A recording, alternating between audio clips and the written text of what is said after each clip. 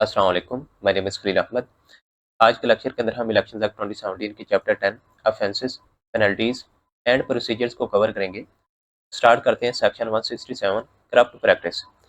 A person commits a corrupt practice if he commits bribery, personation, exercises undue influence, captures the police station or both, tampers with papers or makes publishes false statements or declaration।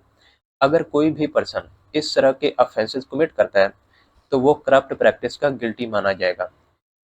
ये यहाँ पे जितने भी offences mention है जैसे bribery, पर्सोनेशन, undue influence, इनके ऊपर section बने हुए हैं। वो हम आगे सेक्शन के अंदर देखेंगे कि इनके अंदर मजीद कौन कौन से ऑफेंसेस में इनकी गिल्टीज शामिल हैं, तो उनकी फिर पेनल्टीज भी मेंशन है, इनका पूरा प्रोसीजर भी मेंशन है, तो वो सारी चीज़ें हम आगे देखेंगे। इसमें मजीद यहाँ पे देखें कौन कौन से ऑफेंस शामिल हैं जो कि करप्ट प्रैक्टिस में आते हैं, जैसे persuades or urges any person to vote or not vote for a candidate based on religion, province, community, race, caste, बरादरी, sect, tribe।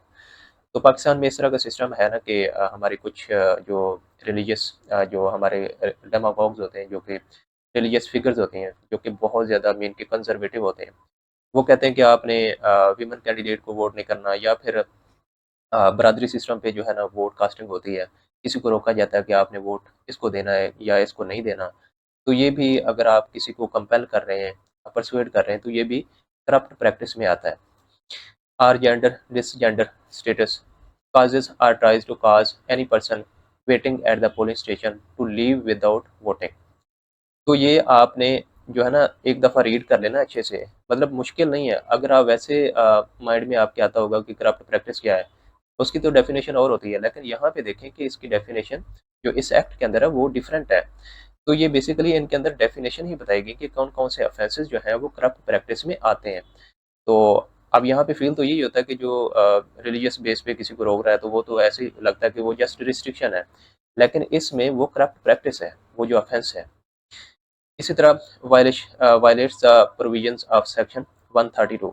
हमने सेक्शन 132 के अंदर देखा था कि जो कि बेसिकली इलेक्शन एक्सपेंसेस के रिलेटेड है। अगर उसमें भी कोई वायलेशन करता है तो वो भी करप्ट प्रैक्टिस में ही आएगा। सेक्शन 168। तो जैसे यहाँ पे मैंने आपको बताया था ना कि हम इनको आगे देखेंगे, इनकी मजीद एक्सप्लेनेशन आगे सेक्शन के अंदर आएगी। तो यहाँ पे देखें ब्राइबरी, इसके ऊपर जो सेक्शन है वो है 168। अब हम ब्राइबरी को देखते हैं कि इसमें कौन कौन से ऑफेंसेस हैं, मजीद कौन कौन से मीन के ऐसे एक्ट्स हैं जो कि ब्राइबरी में आते हैं। ए person is guilty of bribery if he directly or indirectly himself or through another receives, agrees to receive or contacts for any gratification। अब ये ग्रेटिफिकेशन क्या है, इसकी डेफिनेशन भी नीचे गिवन है, वो हम पहले देख लेते हैं। ग्रेटिफिकेशन वैसे तो उर्दू के अंदर किसी की ख्वाहिश का पूरा होना, मीन के तस्कीन, इत्मीनान वगैरह को कहते हैं, लेकिन इसमें हम देखेंगे कि कौन कौन सी चीज़ें हैं इसमें ग्रेटिफिकेशन में। Money, anything measurable in money, entertainment like free food, drinks, luxuries, employment, job offers, ये तमाम जो है ना ये ग्रेटिफिकेशन में आएंगे। अब अगेन इसको देखें, receives, agrees to receive or contacts for any gratification in return for voting or not voting, becoming or not becoming a candidate, withdrawing, retiring from an election।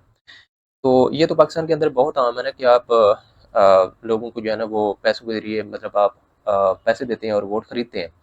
तो या आप ये कह सकते हैं कि आप मुझसे पैसे ले लें, पूरी कम्युनिटी को आप कह दें कि आप इतने इतने पैसे ले लें, आप फलां कैंडिडेट को वोट ना करें या वोट करें, तो ये ग्रेटिफिकेशन में आएगा, और इसको क्या कहेंगे, ब्राइबरी। इसी तरह gives, offers or promises any gratification to someone. इसमें फिर दो कैटेगरीज हैं, एक है फॉर इंड्यूसमेंट टू इन्फ्लुएंस और एक है फॉर रिवार्ड आफ्टर एक्शन। ये पहले होगा इलेक्शन से पहले, जैसे to make someone be or not be a candidate, to make a voter vote or not vote, to make a candidate withdraw और रिटायर।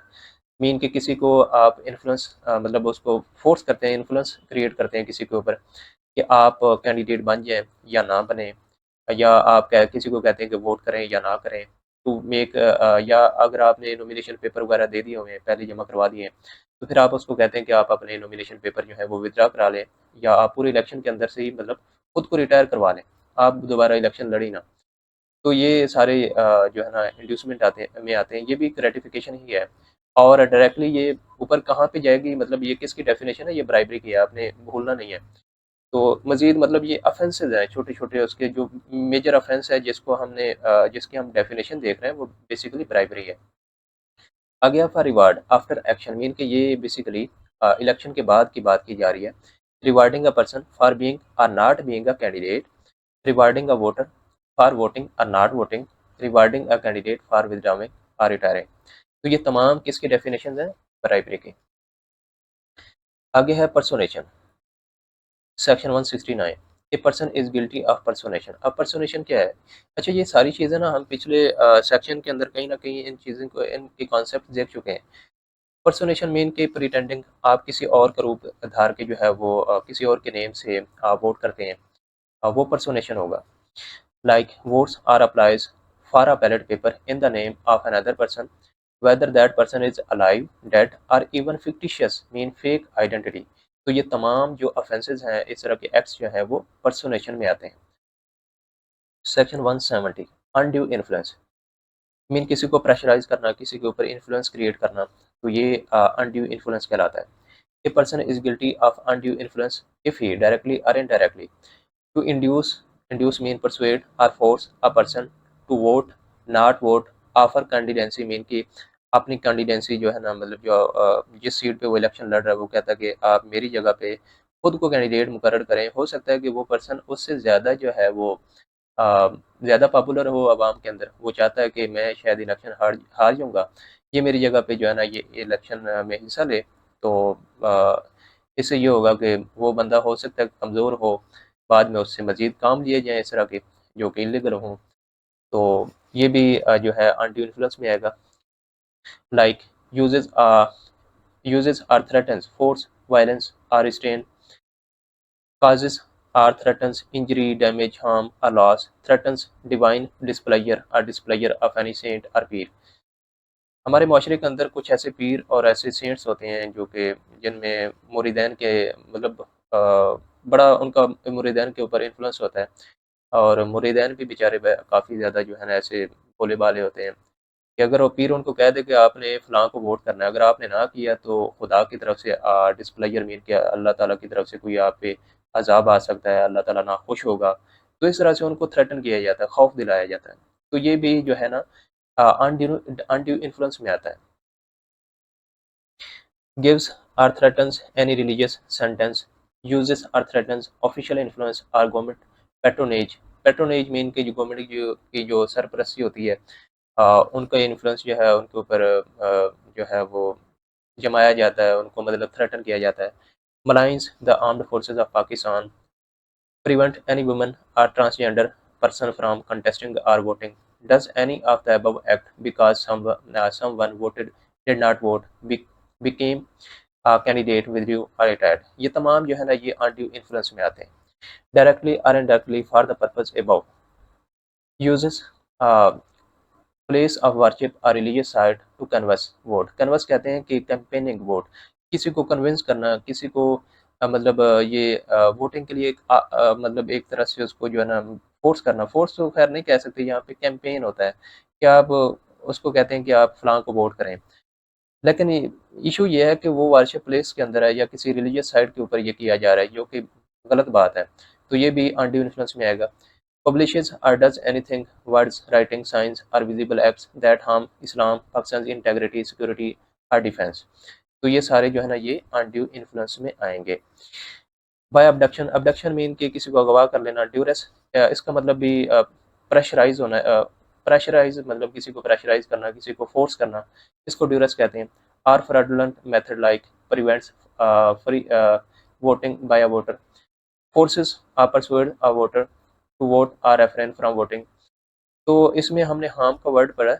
हार्म्स में देखें यहाँ पे कौन कौन सी इसमें बेसिकली डिफाइन किया गया है, इसमें कौन कौन से मजीद जो है ना वो एक्ट शामिल हैं, जैसे कि सोशल ऑस्ट्रासिज्म मीन के सोशल बाइकआउट, एक्स कम्युनिकेशन कहते हैं किसी को एग्जाइल में भेज देना, मीन के किसी को अपने कॉन्स्टिट्यूंसी से या अपनी मतलब जो उसकी रेजिडेंसी है वहाँ से निकाल देना। और एक्सपल्जन फ्रॉम अ कास्ट और कम्युनिटी, मीन के किसी पर्सन को अपनी कम्युनिटी से ही निकाल देना, ये सारे अनड्यू इन्फ्लुएंस में आते हैं। Section 171, capturing a polling station or polling booth. A person is guilty of capturing a polling station or booth if he seizes a polling station or booth, makes election officials surrender ballot papers or boxes, or does anything that disrupts the election. अगर कोई person polling station या polling booth को ही capture कर लेता है या फिर election official को मीन के बाय फोर्स कंपेल करता है कि आप बैलेट पेपर और जो बॉक्सेस हैं वो मेरे हवाले कर दें, या किसी तरह से इलेक्शन को डिसरप्ट करता है, मीन के उसमें जो है ना वो इंटरफेरेंस क्रिएट करता है, तो वो पर्सन जो है ना गिल्टी माना जाएगा, मीन की मुजरिम माना जाएगा। occupies a polling station or booth and lets only his supporters vote, preventing others from voting freely. Mean जो आम आवाम है उनको वोट नहीं करने दिया जा रहा है, जो उनके सिर्फ सपोर्टर्स हैं उनको ही पोलिंग स्टेशन या बूथ के अंदर जो है वो वोट करने की मतलब वो इजाज़त दे रहा है कोई भी पर्सन जो है, तो वो भी मुजरिम होगा। मतलब ये बड़ी आम सी बातें हैं जो कि सबको ही पता है, हमने पूरे एक्ट के अंदर देखी हैं, तो वही बात यहाँ पे मेंशन की जा रही है।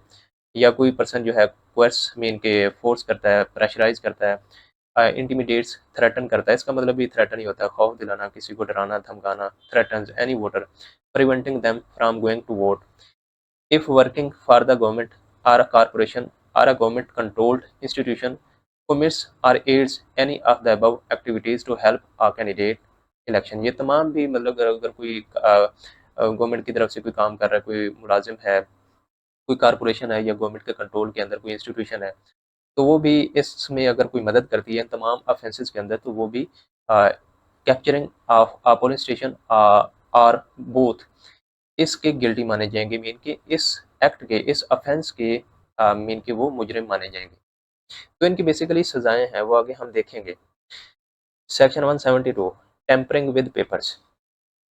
टेम्परिंग का मतलब ये होता है कि आप जो है किसी पेपर को उसकी जो ओरिजिनल शेप है उसको बदल देते हैं, चेंज कर देते हैं, किसी और जो फेक चीज़ है या फेक ना भी हो तो उसकी जो मतलब ओरिजिनल शेप है उसको आप मतलब अब इस तरह कर देते हैं कि वो ओरिजिनल नहीं रहता।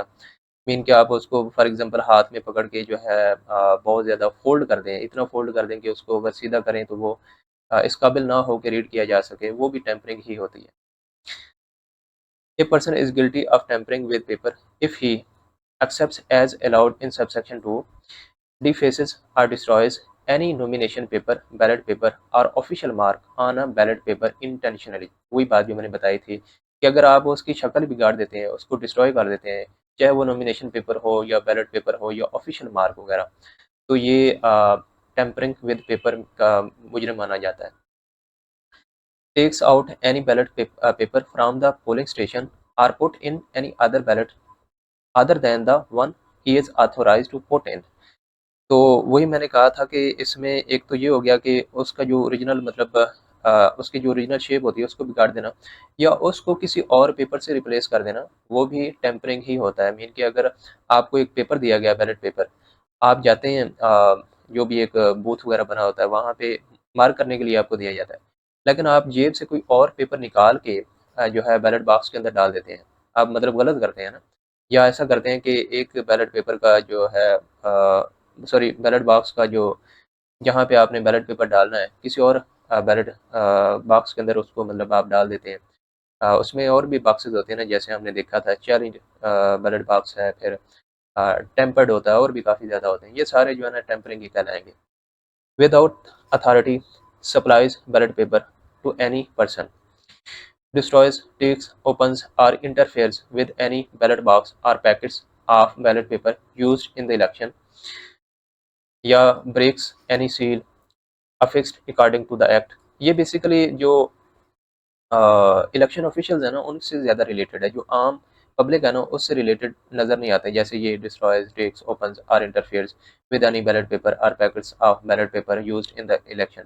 स्पेशली ये देखें अगर मतलब कोई वहाँ पे पोलिंग ऑफिसर है या प्रिजाइडिंग ऑफिसर है, वो सील को तोड़ देता है, forges false copy any ballot paper or official mark, delays or interrupts the start, conduct or completing of the poll proceeding। ये थोड़ा सा डिफरेंट है, ये देखें।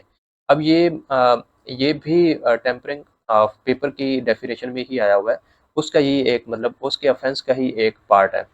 तो इस तरह की जो डेफिनेशन है ना ये है वैसे डेफिनेशन ही, मतलब हमें ये बताया जा रहा है कि इस ऑफेंस के अंदर कौन-कौन से ऐसे एक्ट्स हैं जो कि इसको ऑफेंस बनाते हैं। ये तमाम के तमाम जो है ना ये मीन के टेम्परिंग विद पेपर्स की के जुर्म में ही आते हैं, मतलब उसके ऑफेंस में आते हैं। तो ये आपने ना याद कर लेना अच्छे से।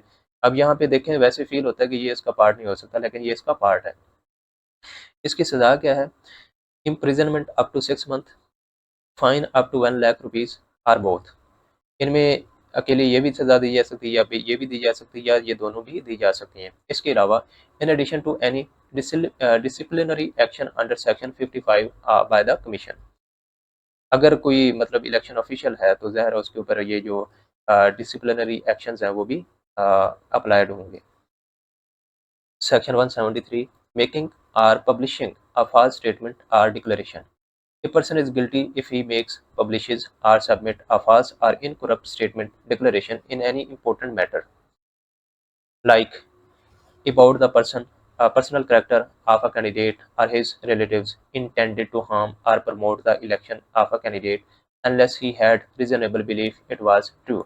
एक तो हमने देखा था डिक्लेरेशन जो है ना वो असासाजात और लाइबिलिटीज़ के हवाले से होते हैं। इसके अलावा यहाँ पे ये कहा जा रहा है कि अगर कोई पर्सन किसी और कैंडिडेट के हवाले से गलत बयानी करता है, उसके ऊपर मतलब उसकी करैक्टर असैसिनेशन करता है, उसको डिफेम करने की कोशिश की जाती है, तो ये भी जो है ना उसी में आता है कि ये भी गिल्टी माना जाएगा। About the symbol of a candidate whether or not it is allocated to him, about the withdrawal of a candidate, about asset liabilities or payment of loan, taxes, government dues और utility expenses। Mean के इनकी declaration के हवाले से mean के वो गलत बयानी करता है या विदड्रॉल ऑफ कैंडिडेट के हवाले से गलत बयानी करता है या सिंबल ऑफ कैंडिडेट के हवाले से गलत डिक्लेरेशन देता है, तो ये तमाम चीज़ें जो है ना ये गिल्ट में आती हैं। Section 174 penalty for corrupt practice. अब ये जो करप्ट प्रैक्टिस है ना इसकी मेरे ख्याल में सज़ा वहीं पे मेंशन होनी चाहिए थी, लेकिन इन्होंने यहाँ पे नीचे मेंशन की है। वो सेक्शन था 167 था ना आई थिंक, उसी उसी की सज़ा यहाँ पे मेंशन की गई है। उसकी सज़ा यहाँ पे देख लें, imprisonment up to 3 years, fine up to 1 lakh rupee. Or जो लिखा हुआ है ना ये आपने देख लेना, ये एंड नहीं है, आर है। या तो ये सज़ा दी जा सकती है या फिर ये, या ये दोनों भी दी जा सकती हैं। आगे है section 175 illegal practice. A person is guilty of illegal practice if he causes in disorderly conduct near a polling station। Convincing mean के किसी को वोटिंग के लिए जो है कन्विंस करना, कैंपेन करना, interfering with the secrecy of voting or harming a candidate's interest, obtain or tries to obtain help from any person in government service to favor or harm a candidate। मतलब government service से कोई help लेके किसी को defame करना, किसी को harm करना, ये भी इलीगल प्रैक्टिस में आएगा। Votes are applies for a ballot knowing he is not qualified or is disqualified। Mean कि ऐसा पर्सन जिसका इलेक्टोरल रोल के अंदर नेम ही नहीं है, उसके पास आईडी कार्ड भी नहीं है, मीन कि वो डिसक्वालीफाइड है फॉर वोटिंग, लेकिन फिर भी वो बैलेट पेपर मांग रहा है, तो ये इलीगल प्रैक्टिस में आता है। या फिर ऐसा कोई जो वहाँ पे इलेक्शन ऑफिशियल है उसको भी पता है कि ये पर्सन डिसक्वालीफाइड है, मीन कि क्वालिफाइड नहीं है, फिर भी वो उसको बैलेट पेपर जो है वो दे देता है, तो भी वो भी इलीगल प्रैक्टिस में आएगा। Votes are applies for a ballot paper more than one in the same polling station। Mean उसने एक दफ़ा वोट डाल लिया, लेकिन फिर वो दोबारा कह रहा है कि मुझे एक और बैलेट पेपर दे, मैंने वोट डालना, ये भी इलीगल प्रैक्टिस है। या फिर वो कहता है कि एक दफ़ा मतलब किसी और पोलिंग स्टेशन पे उसने वोट डाला, लेकिन अब वो किसी और पोलिंग स्टेशन पे चला गया, लेकिन इलेक्शन सेम है। इलेक्शन सेम से मुराद ये है कि जनरल इलेक्शन हो रहा है या कोई भी इलेक्शन हो रहा है, इलेक्शन सेम है। वो किसी और पोलिंग स्टेशन पे जाकर कहता है कि मुझे वोट डालना है, मेरे बैलेट पेपर दिया जाए, मतलब ये तमाम इलीगल प्रैक्टिस है। चाहे उसको ज़ाहिर है इलेक्शन ऑफिशियल देंगे तो नहीं, अगर देता तो वो भी ऑफेंस है, उसके ऊपर तो डिसिप्लिनरी एक्शन लगेगा। लेकिन अगर कोई मांग भी रहा है ना तो ये भी इलीगल ऑफेंस है, सॉरी इलीगल प्रैक्टिस है, ऑफेंस में आएगा। Removes a ballot paper from polling station during the poll, violates restrictions on publicity, ये सेक्शन 180 के अंदर हम देखेंगे। और अनाउंसमेंट ऑफ डेवलपमेंट स्कीम्स, ये सेक्शन 181 में देखेंगे। तो अगर इन रिस्ट्रिक्शन की भी कोई वायलेशन करता है तो वो भी गिल्ट में आएगा। Violets prohibition on public meetings during certain periods, ये सर्टेन पीरियड्स कौन से हैं ये हम सेक्शन 182 के अंदर देखेंगे। Fails to comply with election expenses rules as per section 134, ये ऑलरेडी हम कवर कर चुके हैं कि मीन कोई पर्सन अगर इलेक्शन एक्सपेंसेस रूल्स की खिलाफवर्जी करता है, उसको कॉम्प्लाई नहीं करता, तो वो भी इलीगल प्रैक्टिस में आता है। कैरीज और डिस्प्लेज एनी वेपन और firearm at public meetings processions whole day or 24 hours after result. अगर कोई पर्सन इलेक्शन के दौरान या इलेक्शन रिजल्ट के बाद भी वेपन को कैरी करता है या कोई फायरिंग वगैरह करता है, तो वो भी इलीगल प्रैक्टिस है। Does aerial firing or uses firecrackers, explosives at public meetings or near polling station? अगर कोई पोलिंग स्टेशन के साथ जो है या पब्लिक मीटिंग जहाँ पे हो रही होती है साथ में पोलिंग स्टेशन के साथ इलेक्टर रोल के हवाले से वो चेक कर रहे होते हैं ना, तो वहाँ पे रश तो होता ही है। अगर वहाँ पे कोई जो फायर क्रैकर्स मीन के जो शुलियाँ वगैरह होती हैं, अगर वो कोई चला रहा है या कोई और ऐसी फायरिंग वगैरह कर रहा है, तो वो भी इलीगल प्रैक्टिस है। uses violence against election officials or any person deputed to work at a polling station, तो ये भी इलीगल प्रैक्टिस है। यहाँ पे वेपन की डेफिनेशन देख लें कि इस वेपन में कौन कौन सी चीज़ें हैं, कौन कौन से ऐसे एक्ट्स हैं जो कि वेपन की डेफिनेशन में आ सकते हैं। वैसे तो हमें यही लगता है कि जो मेटल से बने हुए हथियार होते हैं वही वेपन होते हैं, नहीं। यहाँ पे देखें, डंडा, लाठी, नाइफ, एक्स वगैरह ये भी वेपन है जिससे किसी को इंजरी हो सकती है। ये तमाम वेपन की डेफिनेशन में आएंगे। Section 176 Disorderly conduct near polling station. A person is guilty of disorderly conduct near a polling station on polling day if he uses any gramophone, megaphone, loudspeaker or similar device in a way audible inside the polling station. चाहे वो बाहर कुछ दूर भी उसने कोई gramophone या loud speaker लगाया हो, अगर उसकी आवाज़ पोलिंग स्टेशन के अंदर आ रही है तो वो डिसऑर्डरली कंडक्ट का जो है वो मुजरिम होगा। Persistently shouts in a way audible inside the polling station, does anything that disturbs or annoys any voter coming to vote or interferes with election officials or other persons on duty at the polling station. ये भी disorderly conduct है और जो भी ऐसा करेगा वो इस ऑफेंस का गिल्टी माना जाएगा। Encourages or helps someone else to do any of the above act. Section 177 Conversing in or near the polling station. A person is guilty of conversing. Conversing means campaigning for votes in or near a polling station on polling day. चाहे वो polling station के अंदर करे या polling station के साथ polling day वाले दिन जो है वो ऐसा अगर कर रहा है, किसी को वोटिंग से मतलब वोट के हवाले से कह रहा है कि आप इस पर्सन को वोट करें या इसको ना करें, तो यहाँ पे ना वो डिस्टेंस बताया गया। Within a radius of 400 meter from the polling station, canvasses mean ask for vote, solicits mean request from any voter. तो अगर कोई पोलिंग स्टेशन के 400 मीटर के रेडियस के अंदर अंदर अगर ऐसा कोई कर रहा है, तो वो बेसिकली गिल्टी ऑफ कन्वेंसिंग का मतलब मुजरिम होगा। वो इस ऑफेंस का कमिटर कह सकते हैं कि वो कमिट कर रहा होगा ऐसा ऑफेंस। या persuades any voter not to vote at all or not to vote for a particular candidate. Exhibit any notice, sign or flag to encourage or discourage voter except when permission is given by the returning officer. अगर returning officer उनको इजाज़त दे सकता है कि आप अपने flag साथ लेके आ सकते हैं, साइन या नोटिस वगैरह लेके आ सकते हैं, तो फिर तो ठीक है, अदरवाइज वो ऐसा नहीं कर सकते। लेकिन इसमें भी कंडीशन है, it is displayed at a place reserve for the candidate or his election agent beyond 100 metres of the polling station. ये तमाम जो है ना नोटिस, साइंस और फ्लैग वगैरह ये पोलिंग स्टेशन से 100 मीटर जो है ना दूर ही ऐसा किया जाएगा, चाहे वो कैंडिडेट करे या उसका इलेक्शन एजेंट। जबकि हमने जो ऊपर देखा था ना ये कन्वेंसिंग के लिए ये 400 मीटर दूर होगा रेडियस, मतलब पूरा जो रेडियस है ना गोल जो एक आप कह सकते हैं कि इर्द गिर्द तमाम हर जगह से, तो वो 400 मीटर है। जबकि ये नोटिस, साइन और फ्लैग ये जो है 100 मीटर दूर है। Section 178 Interference with the secrecy of voting. A person is guilty of interfering with voting secrecy if he disturbs or tries to disturb a voter while marking his vote. अच्छा, इसमें ना हमने पूरे इन ऑफेंसेस के अंदर जितने भी गिल्ट्स हैं, जितने भी यहाँ पे कोई भी जुर्म कर रहा है पर्सन, उसमें सिर्फ यहाँ पे पर्सन का वर्ड यूज़ हुआ है। इलेक्शन ऑफिशियल का वर्ड नहीं यूज़ हुआ, कोई वोटर का वर्ड यूज़ नहीं हुआ, कोई कैंडिडेट का वर्ड यूज़ नहीं हुआ। शुरू में यही वर्ड यूज़ हुआ है, तो इससे हम अज्यूम कर सकते हैं कि इसमें इलेक्शन ऑफिशियल भी शामिल है, इसमें कोई वोटर भी शामिल है, कैंडिडेट भी शामिल है। हर वो पर्सन शामिल हो सकता है जिससे मतलब वो ऑफेंस क्रिएट होता है।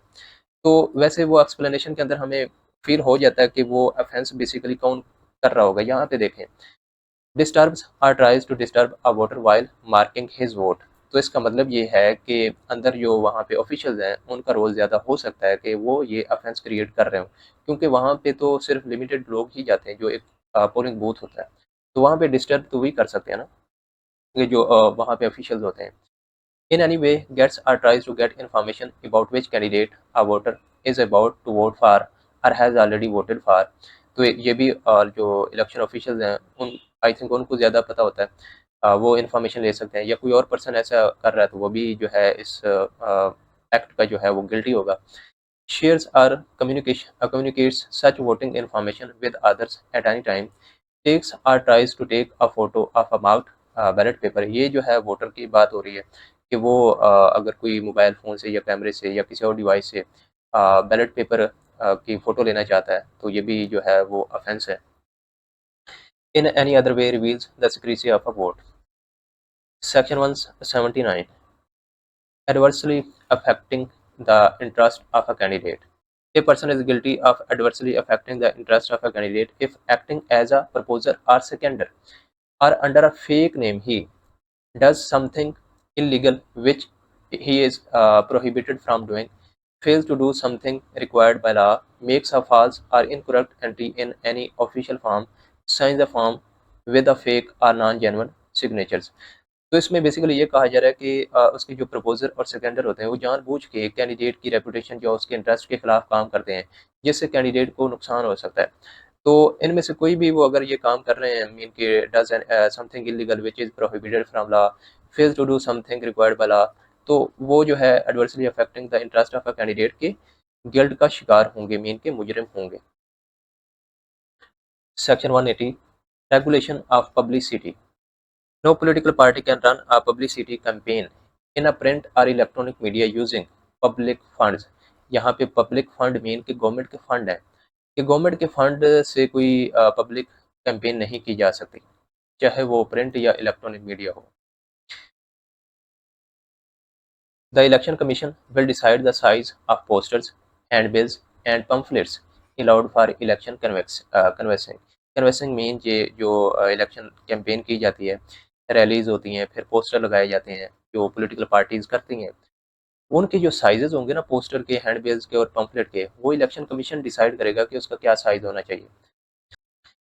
No person or political party shall use posters, handbills, pamphlets, banners or portraits larger than the size prescribed by the commission। Political parties, independent candidates और उनके जो कारकुन होते हैं वो इलेक्शन कैंपेन के लिए रैलीज के अंदर और डिफरेंट प्लेसेस के अंदर जो है वो पोस्टर, हैंडबिल, पम्फलेट, बैनर और पोर्ट्रेट वगैरह यूज़ करते हैं, और उनका जो साइज़ है वो कमीशन डिज़ाइन करता है, मतलब वो खुद जो है बताता है कि इसका साइज़ जो है वो कितना होना चाहिए। प्रिंट और publish or get printed published any poster, handbill or pamphlet without the names and address of the printer and publisher written on it। No person or political party, ये बाकी जितने भी है ना ये लिंक्ड है, मीन के कोई भी पर्सन या पॉलिटिकल पार्टी ये तमाम काम नहीं कर सकती। मीन के अगर उन्होंने कोई भी पोस्टर या हैंडबिल या पम्फलेट वगैरह जो है वो प्रिंट करवाना है या वो खुद भी कर रहे हैं, तो वो जो प्रिंटर है, जो पब्लिशर है, जो एक इदारा है, मीन की इंस्टीट्यूट है जहाँ से ये पब्लिश हो रहे हैं, उनके नेम और एड्रेसेस मेंशन होने चाहिए ताकि वो ट्रेसेबिलिटी मौजूद होनी चाहिए, मीन कि अगर कमीशन ट्रेस करना चाहे कि ये कहाँ पे पब्लिश हो रहे हैं तो वो उनको पता हो। अफिक्स मीन इंस्टॉल होर्डिंग्स, यहाँ पे होर्डिंग्स वर्ड है, होर्डिंग नहीं है। होर्डिंग का मतलब होता है ज़ख़ीरा अंदोज़ी, यहाँ पे hoardings mean big bill boards जो होते हैं ना उनको कहा जाता है। आर पैनाफ्लेक्सिस ऑफ एनी साइज, मतलब किसी भी साइज़ के जो बिग बिल बोर्ड्स हैं या पैनाफ्लेक्सिस नहीं लगाए जा सकते, सिर्फ वही लगाए जाएंगे जो कि कमीशन की तरफ से जो साइजेस डिज़ाइन किए गए होते हैं, मतलब बताए गए होते हैं, सिर्फ वही जो है वो लगाए जा सकते हैं। होइस्ट का मतलब होता है raise. A political party flag on any public building, यहाँ पे पब्लिक बिल्डिंग मीन जो स्टेट की बिल्डिंग है, जो कि गवर्नमेंट की बिल्डिंग होती है, आर प्रॉपर्टी, वहाँ पे कोई भी पॉलिटिकल पार्टी अपना फ्लैग नहीं लगा सकती। Do wall chalking, chalking for election canvassing, दीवारों के ऊपर जो है वो मुख्तलिफ पॉलिटिकल पार्टीज लिख देती हैं चाक से, ये भी जो है अलाउ नहीं होता, ये इलीगल है। कोई भी पर्सन या पॉलिटिकल पार्टी ऐसा नहीं कर सकती। Use loud speaker for convincing accept in election meeting, सिर्फ इलेक्शन मीटिंग के अंदर जो है वो लाउड स्पीकर का यूज़ कर सकते हैं, अदरवाइज आम पब्लिक के अंदर जो सिटीज़ के अंदर, स्ट्रीट के अंदर ये काम नहीं किया जा सकता। No one shall remove or deface poster put up by a candidate or political party. Prevent worker of a candidate or party from distributing handbills or leaflets. Mean के जो कमीशन की तरफ से ऑलरेडी अलाउ है, उनको कोई और political party या पर्सन नहीं रोक सकता कि आप ये जो है ना अपनी पार्टी के या अपने कैंडिडेट के जो है ना ये पैम्फलेट या फिर हैंडबिल्स क्यों डिस्ट्रीब्यूट कर रहे हैं। तो अगर उन्होंने कोई पोस्टर वगैरह लगाए हुए हैं तो कोई और पॉलिटिकल पार्टी या कैंडिडेट उनको रिमूव नहीं कर सकता। Media regulatory authorities must follow the Commission's directions and submit a report on the publicity campaign of a candidates or party. जो मीडिया या प्रिंट मीडिया को कंट्रोल करते हैं, जो रेगुलेटरी अथॉरिटीज़ हैं, वो कमीशन के डायरेक्शन को फॉलो करेंगे कि किस तरह से जो है ना ये कैंपेन जो की जाती है इलेक्शन के हवाले से, उनको किस तरह से रेगुलेट करना है। Section 181 prohibition of announcement of development schemes. After the announcement of the election program in any constituency, no government functionary or elected representative, including local government officials, can announce any development scheme for that constituency. अगर उसी time पे कोई development scheme announce की जाती है तो उससे ये है कि आवाम जो है फिर ये समझेगी कि ये अच्छा कैंडिडेट है तो उसको वोट डालेगी, तो इस चीज़ को रोका जाता है। मीन के उस टाइम पे कोई भी डेवलपमेंट स्कीम जो है वो कोई भी इलेक्टेड रिप्रेजेंटेटिव या फिर कोई भी गवर्नमेंट फंक्शनरी जो है वो अनाउंस नहीं कर सकती। Section 182 prohibition of public meetings during certain periods. No person shall hold, attend, or promote any public meetings or procession in a constituency in case of Senate election. This applies to the whole province.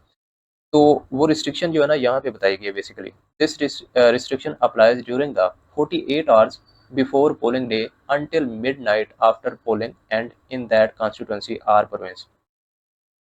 Mean के polling day से 48 hours पहले और फिर until midnight after polling ends, मतलब जब polling and हो जाती है तो उसकी मिडनाइट तक जो है ना कोई भी इस तरह की मतलब पब्लिक मीटिंग या प्रोसेशन वगैरह नहीं की जा सकती इन दैट कॉन्स्टिट्यूंसी। ये है जनरल इलेक्शन के हवाले से। जबकि सेनेट इलेक्शन के लिए पूरा जो प्रोविंस है उसके अंदर कोई भी पब्लिक मीटिंग नहीं की जा सकती। Section 183 penalty for illegal practice. Any person guilty of illegal practice, ये आप सेक्शन देख लें, सेक्शन 175 टू 182। इसके अंदर हमने जितने भी ऑफेंसेस देखे हैं वो इलीगल प्रैक्टिस में आते हैं। तो उसकी पनिशमेंट क्या है? इम्प्रिजनमेंट अप टू 2 ईयर्स या fine up to 1 lakh rupees या फिर बोथ। Section 184 Violation of official duty in connection with election. A person appointed for any elected duty is guilty of this offence if he willfully or negligently influences a voter as mentioned in section 186, यह हम आगे देखेंगे, fails to perform any duty given to him under this act, the rules or any other law। Mean के अब वो इस act या rules या किसी और लॉ के अकॉर्डिंग जो है वो अपनी ड्यूटी परफॉर्म नहीं कर रहा, उसमें ओमिशन मतलब कर रहा है, मीन के नेग्लिजेंट है, केयरलेस है, तो वो जो है अपनी ड्यूटी की वायलेशन कर रहा है। Section 185 failure to maintain secrecy. Anyone, election official, candidate, election agent, polling agent, voter or person at voting counting is guilty of an offence if they fails to maintain secrecy of voting or help someone else violated, mean के abate करता है, वो भी violation में आएगा। Communicate information about official mark before the poll is closed except as allowed by law. Communicate any information from counting about which candidate got a vote or preference on a particular ballot paper। ज़रा जो presiding officers होते हैं जो कि election officials होते हैं, अगर वो इस चीज़ को देखना चाहें कि किसको ज़्यादा वोट पड़े हैं तो वो देख तो सकते हैं बैलेट पेपर के अंदर से, तो ज़ाहिर है वो इलीगल है, वो पहले तो सील होता है, वो सील तोड़ के ही देख सकते हैं, तो इलीगल काम है, ये वायलेशन है, उसकी सज़ा है इम्प्रिजनमेंट अप टू 6 मंथ या फिर फाइन अप टू 1000 रुपीज़ या फिर बोथ। Section 186 officials not to influence voters. Any election official, person on election duty or law enforcement member is guilty if while conducting or maintaining order at a polling station they persuade mean के urge anyone to vote, dissuade mean prevent anyone from voting, influence a voter in any way to anything else aimed at influencing the election result. तो ये basically अगर कोई भी ऐसा election official जो है वो चाहे लॉ एनफोर्समेंट मेंबर हो, इलेक्शन ड्यूटी पे कोई भी मेंबर वहाँ पे मौजूद है, अगर वो ऐसा कर रहा है तो वो गिल्टी होगा। Section 87 187 assistance by government servant. A government employee is guilty of violating official duty if he misuses his official position to influence the results of an election. Mean कि इलेक्शन के रिजल्ट के अंदर कोई influence create करता है, उसको बदलने की कोशिश करता है, तो वो भी गिल्टी होगा।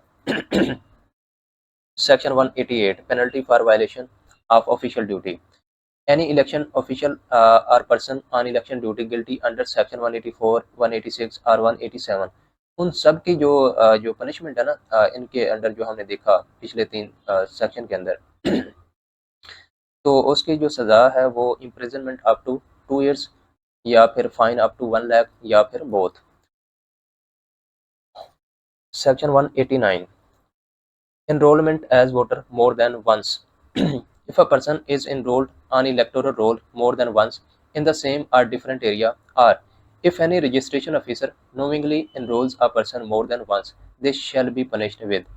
ये आपको याद होगा, ये हमने पहले हम पढ़ चुके हैं कि ये जो इलेक्टोरल रोल के हवाले से जो एंट्रीज होती हैं वो रजिस्ट्रेशन ऑफिसर की ड्यूटी होती है, उसकी अथॉरिटी होती है।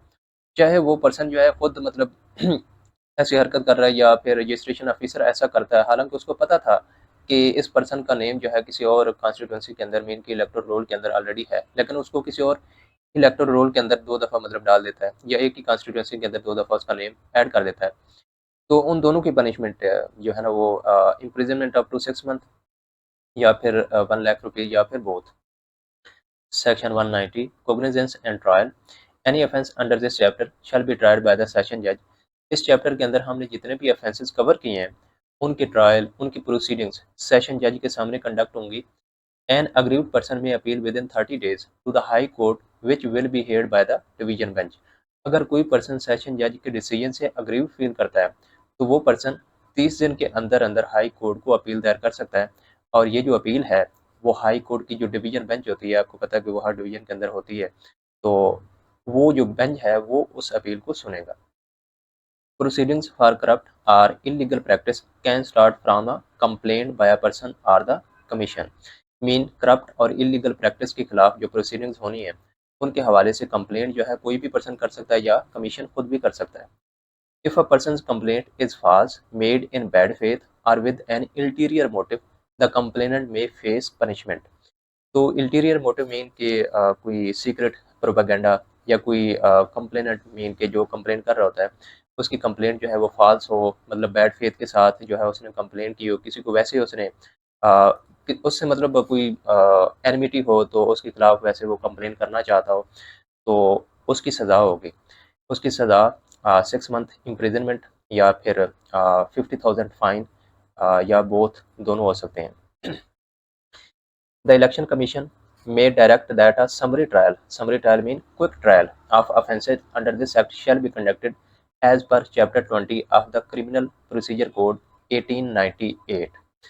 तो इनका जो मीन के इन ऑफेंसेस के जो ट्रायल होंगे वो समरी ट्रायल होंगे, मीन के क्विक ट्रायल होंगे, और किसके अकॉर्डिंग, ये सीआरपीसी के चैप्टर 20 के अकॉर्डिंग ही कंडक्ट किए जाएंगे। तो उसमें जो हमने शुरू में सेशन जज देखा है ना यहाँ पे ये वाला, इसके अंदर एडिशनल सेशन जज भी शामिल है, यहाँ पे एक्सप्लेनेशन गिवन है एडिशनल सेशन जज। Section 190 a certain offences cognisable. Cognisable वो ऑफेंसेस होते हैं जो सीरियस होते हैं, उनके लिए मतलब उन ऐसे पर्सन जो ऐसा ऑफेंस क्रिएट करते हैं जो कि कोग्निजेबल मतलब कोग्निजेबल ऑफेंसेस की कैटेगरी में आते हैं, तो उनके खिलाफ मीन के उनको पकड़ने के लिए, उनको अरेस्ट करने के लिए, उनके खिलाफ मुकदमा दायर करने के लिए किसी वारंट की ज़रूरत नहीं होती, क्योंकि वो ज़्यादा सीरियस होते हैं। जैसे यहाँ पे देखें Offences under section 174, 176, 177 and 179 are cognizable. आपने इन जो है ना पीछे जाके दोबारा वो देख लेने हैं कि वो कौन कौन से अफेंसेज हैं, वो सारे कोग्निजेबल हैं। Meaning police can register and investigate without prior permission. तो मीन इनको किसी मजिस्ट्रेट से या कमीशन से वो वारंट की ज़रूरत नहीं होती। Section 191 prosecution of offences by public officials. Courts cannot take cognizance of offences under section 188, 189 or 195 unless there is a written complaint made by order of or under the authority of the election commission. तो in section के अंदर जो offences हमने देखे हैं या इस 195 के अंदर हम देखेंगे तो वो जो हैं कोग्निजेबल नहीं होंगे अनलेस ये कि वो जो रिटन रिपोर्ट है वो कॉम्पिटेंट अथॉरिटी या इलेक्शन कमीशन जो है खुद तैयार ना करें। मतलब ये ना कहे कि इन पर्सन को जो है ना जिन्होंने इन सेक्शन के अंडर कोई ऑफेंस क्रिएट किया है तो उनकी अगर कंप्लेंट दी जाती है अथॉरिटी की तरफ से या इलेक्शन कमीशन की तरफ से तो फिर वो कोग्निजेबल हो सकते हैं। कोर्ट किसी को मतलब कोग्निजेबल ऑफेंस खुद मतलब अज्यूम नहीं कर सकती जब तक अथॉरिटी या इलेक्शन कमीशन जो है कंप्लेंट के जरिए उनको बताए ना।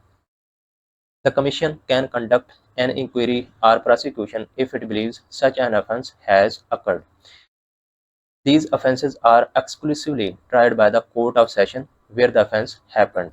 तो मीन जिस जगह पे वो ऑफेंस क्रिएट हुआ है, मीन कि जिस प्रोविंस के अंदर या जिस डिवीजन के अंदर, तो वो जो कोर्ट ऑफ सेशन है वो ही उन ऑफेंसेस को उनके जो ट्रायल है उनकी जो प्रोसीडिंग्स हैं उनके सामने ही कंडक्ट होंगे। सेक्शन 494 ऑफ द कोड, यहाँ पे कोड मीन सीआरपीसी कोड 1898, उसका जो सेक्शन 494 है applies as if so directed by the commission is added. Section 192 certain offences triable by registration officer. Registration officer को हम पढ़ चुके हैं कि इसके पास ये अथॉरिटी होती है कि वो इलेक्टर रोल को जो है ना वो तैयार करता है। Despite anything in CrPC a registration officer if authorised by the commission, लेकिन ये शर्त है, ये कंडीशन है कि वो कमीशन की तरफ से पहले ऑथोराइज किया गया हो कि उसके पास जो है ना वो ऑफेंसेस के हवाले से ट्रायल की पावर है। May exercise power of first class magistrate in respect of offences under. ये आप सेक्शन देख लें, ये पाकिस्तान पीनल कोड 1860 के सेक्शंस हैं। इनके अंडर जो पावर फर्स्ट क्लास मजिस्ट्रेट की होती है तो सेम यहाँ पे रजिस्ट्रेशन ऑफिसर के पास भी ये पावर होगी।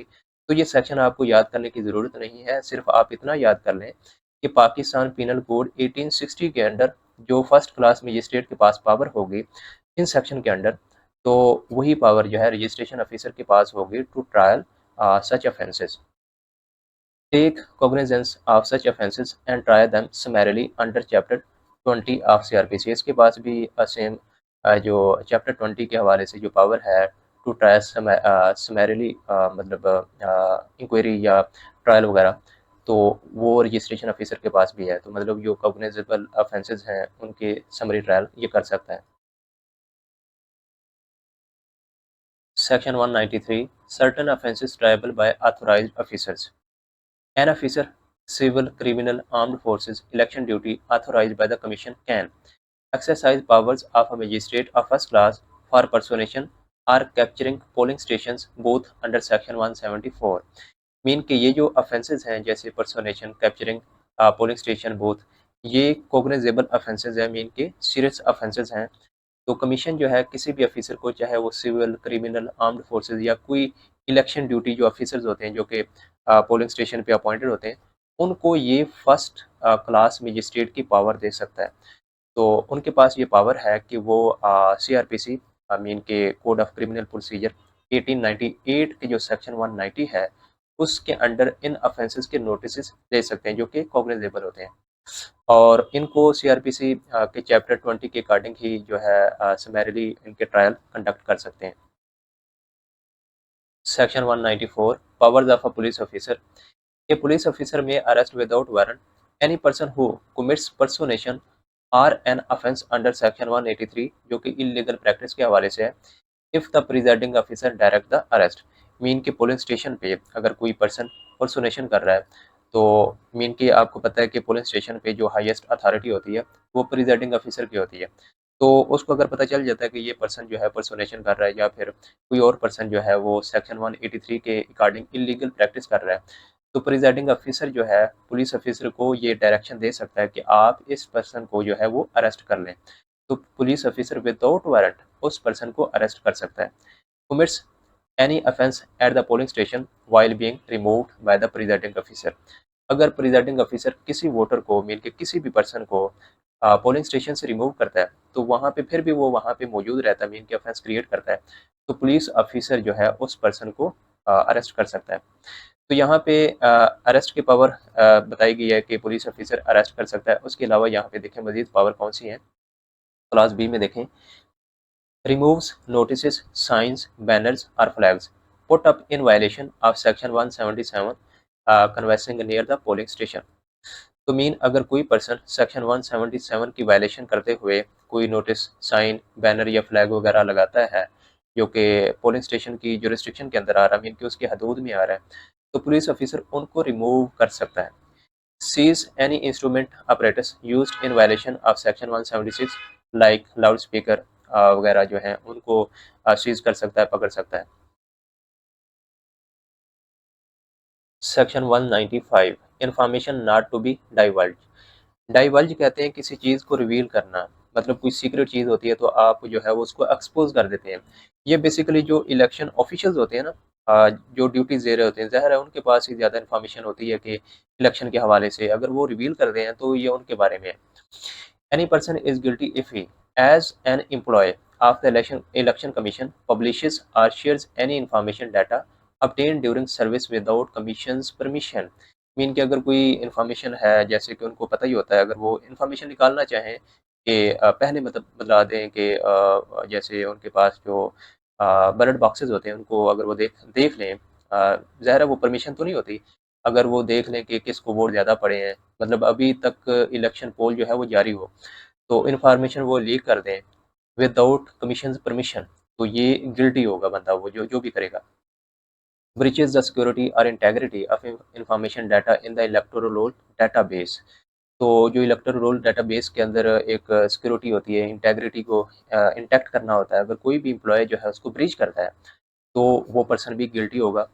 possesses such information data knowing it was obtained illegally or in breach of secrecy and shares publishes it with others।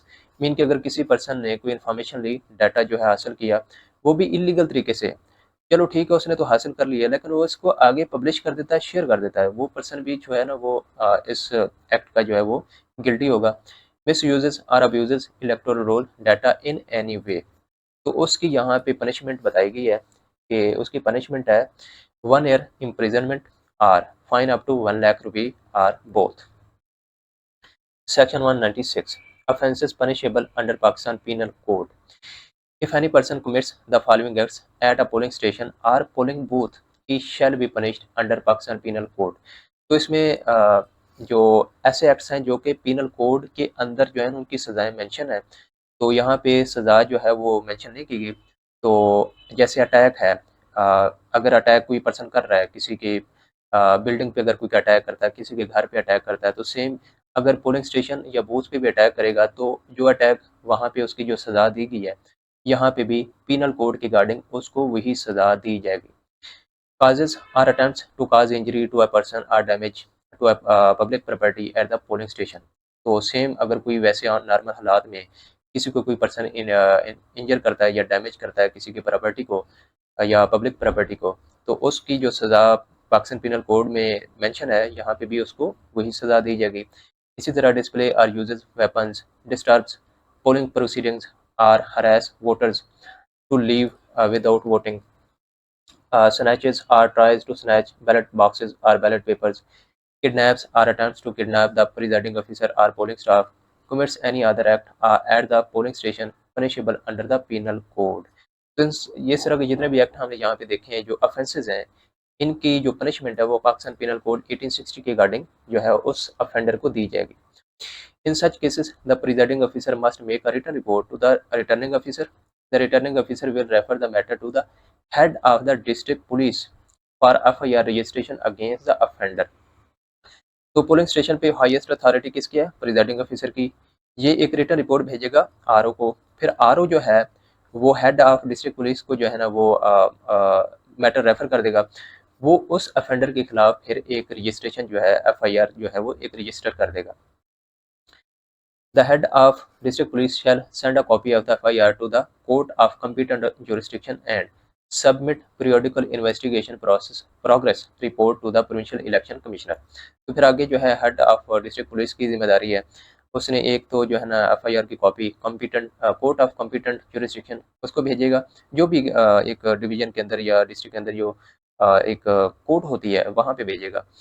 और इसके अलावा जो पीरियोडिकल इन्वेस्टिगेशन जो वो कर रहा होगा कि इस ऑफेंडर ने मतलब क्या किस तरह का ऑफेंस क्रिएट किया, मतलब उसकी सेवेरिटी कितनी है, उसको किस तरह की सजा दी जानी है, तो रिपोर्ट के ऊपर होगा ना, इन्वेस्टिगेशन के ऊपर होगा। तो वो प्रोविंशियल इलेक्शन कमिश्नर को भेजेगा। कौन भेजेगा? Head of district police. Section 197 court to report conviction to the commission. If a court convicts a person for an offence under this chapter, except corrupt practice, it shall send a report of conviction to the election commission। अगर कोई भी court जो है किसी person को convict करती है, मतलब उसको सजा देती है, उसको अरेस्ट कर लेती है for the offence under this chapter, इस चैप्टर के अकॉर्डिंग, सिर्फ जो करप्ट प्रैक्टिस है उसके बारे में यहाँ पे मतलब नहीं कहा गया, मतलब वो एक्सक्लूड है। बाकी जितने भी ऑफेंसेज हैं इस एक्ट के अकॉर्डिंग, उनके हवाले से अगर कोर्ट किसी को भी कन्विक्ट करती है तो उस कन्विक्शन की रिपोर्ट जो है वो इलेक्शन कमीशन को भेजेगी along with its recommendation if any for mitigation or remission of any disqualification that the convicted person may have incurred under this act। तो उसने कोई भी मिटिगेशन या रिमिशन मतलब ये जो कोर्ट है ना वो एक तरह की रिकमेंडेशन भेजेगी उस पर्सन के हवाले से जो कि उस पर्सन ने एक्ट की खिलाफ वर्जी में वो ऑफेंस जो है वो क्रिएट किया। The Election Commission shall publish this report on its official website। Section 198 Punishment not in derogation of any other liability। Punishment of an offence under this chapter is additional, not a replacement for any other liability under this act। अब बाकी हमने section देखे थे पहले भी, उसमें भी काफ़ी ज़्यादा लाइबिलिटीज़ जो है ना वो हो सकती हैं किसी पर्सन के ऊपर। तो इस चैप्टर में जो ऑफेंसेस हैं वो इनकी जो सज़ाएँ दी गई हैं इस चैप्टर के अंदर जितने भी ऑफेंसेस हैं ये एडिशनल है। बाकी किसी के ऊपर कोई सज़ा बनती है तो वो सेपरेट होगी। Section 199 provisions of the code to apply in matters of reporting, investigation, summons, warrants, inquiry, trial or any other related matter not covered by this act or rules the provisions of the code shall apply. Mean के इस chapter के अंदर reporting, investigation, summon, warrant, inquiry, trial या कोई और related matter है जो इसके इस एक्ट या इसके जो रूल्स हैं वो भी 2017 के अंदर जो है ना बने हुए थे रूल्स, उनको भी आई थिंक मेरे ख्याल में 2023 के अंदर अमेंड किया गया कुछ। तो उसमें अगर कोई भी इनमें से मैटर जो है वो कवर नहीं है तो फिर कोड, यहाँ पे कोड हमने डेफिनेशन के अंदर देखा था, कोड से मुराद सीआरपीसी कोड 1898 है। तो उनके जो प्रोविजंस होंगी वो अप्लाई होंगी। तो इसी के साथ हमारा ये लेक्चर ख़त्म हुआ। इंशाल्लाह नेक्स्ट लेक्चर के अंदर हम पॉलिटिकल पार्टीज़ को कवर करेंगे। अल्लाह हाफ़िज़।